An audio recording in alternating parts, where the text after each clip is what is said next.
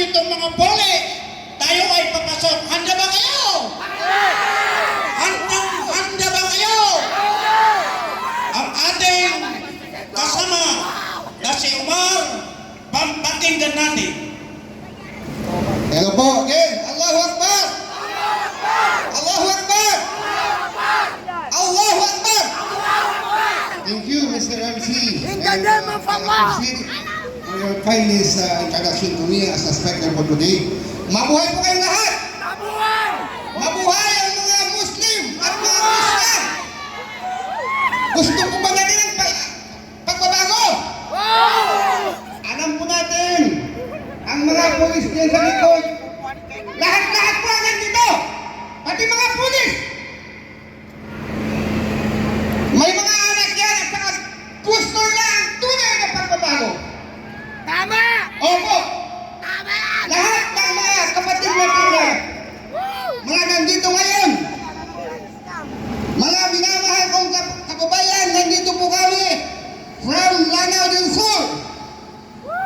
Yung hindi po nakakakilala sa akin, nung dinala sa dahig ang ating pinakamamahal, ang kaisa-isa po natin pinakamamahal, ang ama ng sambayanang Pilipino.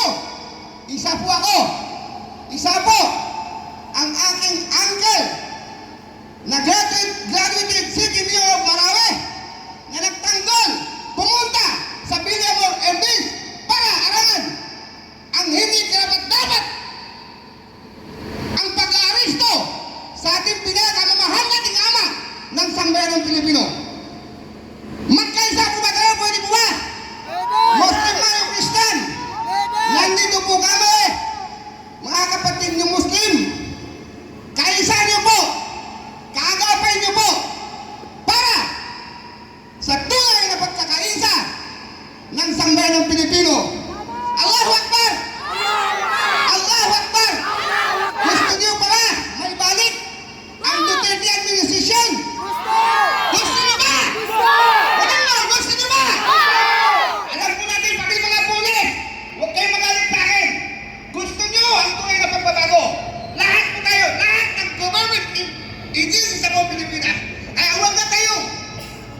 Huwag natin, ilabas natin ang sama ng loob natin sa anong klaseng administration na to.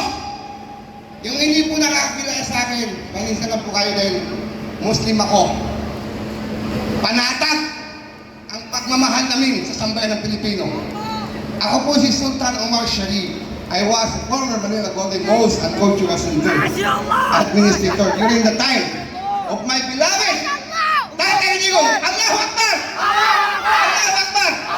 Mabuhay ang ating susunod na Pangulo ng Republika ng Pilipinas. Tatay Sara! Sara! Sara! Sara! Thank you very much. Assalamualaikum. Manggagawa. Magandang hapon din sa ating mga kabataan na tumitindig at lumalaban sa maling pamamalakad ng administrasyong ito. Magandang hapon din sa mga kapulisan. Meron lang akong kailangan makita sa inyo.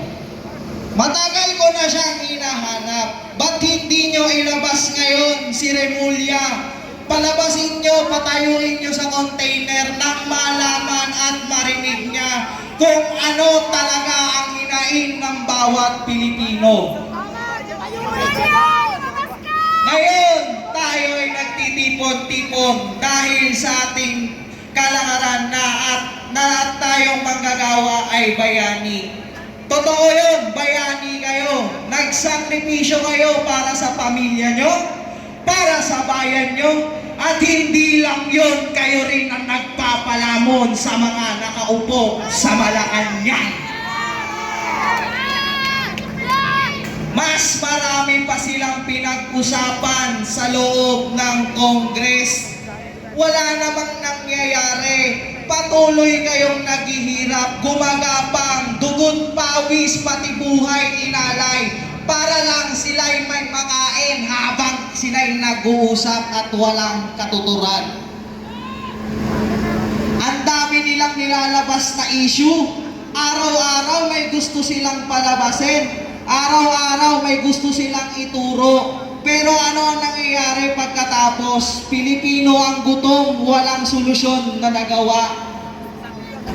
Sana naman, ngayong nandito tayo, ipakita nyo kung ano talaga ang tapang ng mga manggagawa na palaging pinapahirapan ng mapangsamantalang gobyerno. Alam ko, hirap na kayo kay lubog ang panga. Na sobra nga nakakasingot ng tawas kaya nagkakaganyan. Mas madami pang gustong ibulsa kasi mahal ang kuhanan. Ngayon, gusto nyo i-impeach si VP Sara? Ayaw nyo i-impeach si VP Sara, pero itong mga lokong to, gusto. Wala naman kayong mahanap, nagsayang kayo ng oras at pera ng taong bayan para lang i-impeach yung taong alam nyong magpapakulong sa inyo.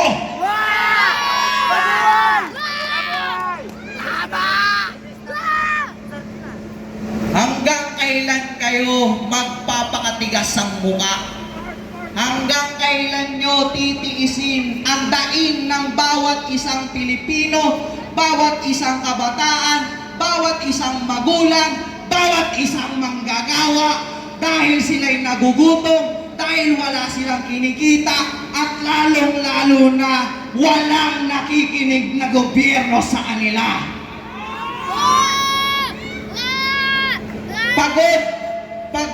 Pagod na ang gobyerno. Bingi na nga ata kulang na lang kuha kayo PWD nyo card para mayroon kayo mga discount habang binubulsa nyo ang pera ng taong bayan. Lakas nyo magbarikada, kala nyo naman susugurin kayo hanggang Malacanang. Takot na takot, mag-impake na kayo, sabay lipad. Maraming salamat sa inyo.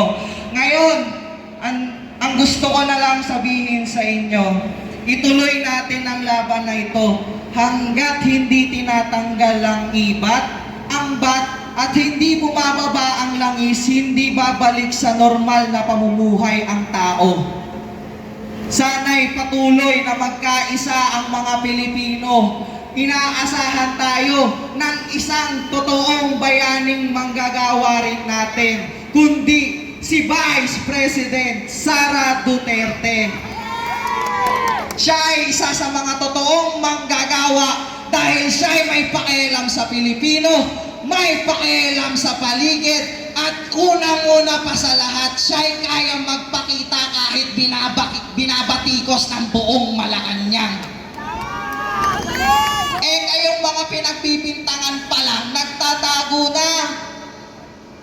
Ang hihiling niyong sumagot, ang gusto kailangan niyong ibigay, ayuda. Hindi ayuda ang hinihingi ng mamamayang Pilipino. Kung hindi, solusyon nyo. Gamitin nyo ang utak nyo. Ang dami nyo sinasabing may tinapos kayo, pero ilang araw na, ilang buwan na, ilang taon na, hanggang ngayon, ang daming naghihirap na Pilipino. Niluklok kayo sa pwesto para lagyan ng aksyon. Anong ginawa nyo? Binigyan nyo ng komedya ang Congress. Ginawa nyong patawa. Wala kayong nagawa kundi mag-usap na mag-usap. Sasabihin nyo sa media, magpapalakas kayo sa media. Ako'y mamimigay ng ayuda sa lahat ng tao. Lumang trapo nyo na po yan. Hanggang ayuda na lang po ba kayo? Pero bakit hindi nyo mabigyan ng solusyon yung mga Pilipinong hanggang ngayon nagbubuwis ng buhay, mapakain lang ang pamilya sa kanilang bahay? Naway mapakinggan, naway sana marinig. Remulla resign. Pwede ko bang marinig sa inyo yun? Simulan natin kay Recto. Anong gusto nyo mangyari kay Recto? Anong gusto nyo mangyari kay Remulla? Anong gusto nyo mangyari kay Lubog ang Panga? Ayun lamang po po, mabuhay kayo mga manggagawang Pilipino. Kayo ang nagsisilbing inspirasyon sa aming mga kabataan upang magpatuloy tumindig at lumaban. Maraming salamat po.